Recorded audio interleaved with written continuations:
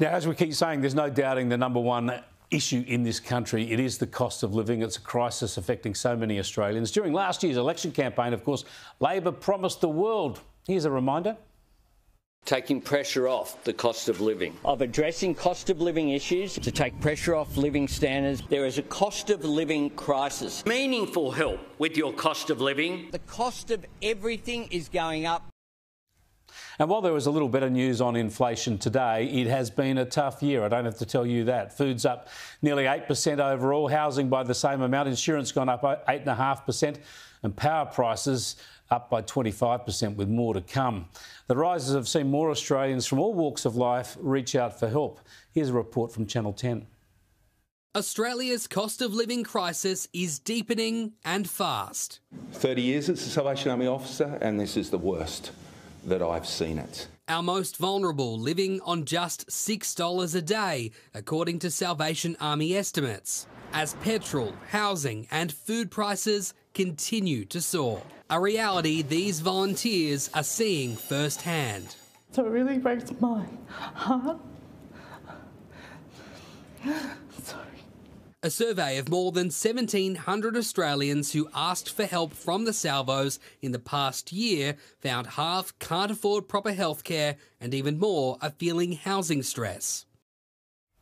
I'm joined on the desk by Kristen Hartnett, who's the manager of Money Care with the Salvation Army, and also that's a confidential service that the Salvos provide, and also Effie Zahos, who's a finance wizard and author and editor-at-large with CanStar. Thanks for joining us, Effie.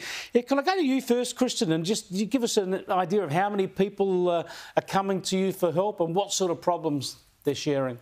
Yeah, look, we have got a strong demand for our services and we've seen that increase this year.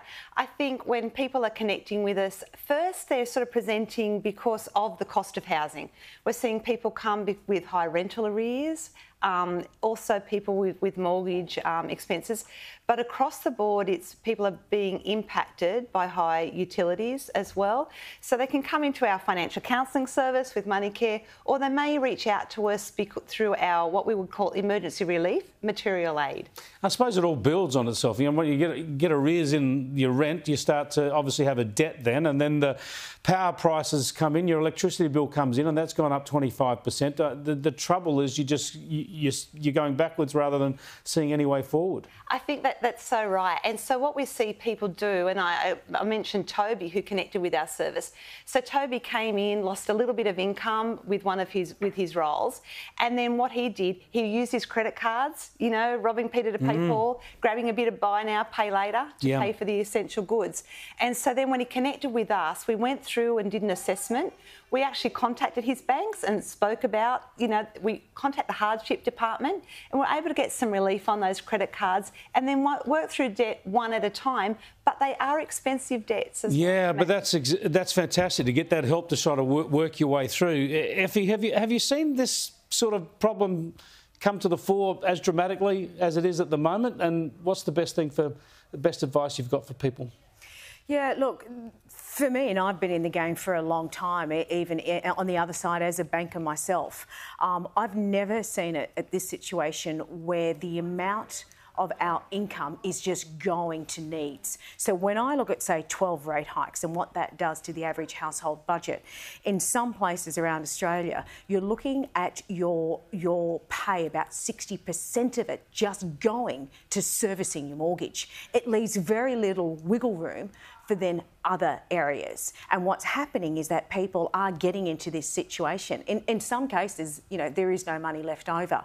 But I think consumers are being savvier in the regards we look at record number of people that have refinanced, and that's continuing to happen. The banks, I believe, are now finally starting to look after their existing customers and not just new customers. And that's not doing us a favour. That's because new loans aren't coming through the door. They know that. So they're now thinking, well, we've got to protect our existing customer base. Let's start reducing rates on there.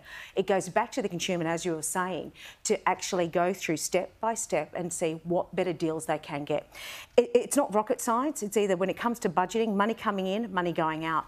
Unfortunately, for some of us, it is very tight. And the thing is, check those regular household bills, because I'm seeing big differences in what the average amount is versus the cheapest still.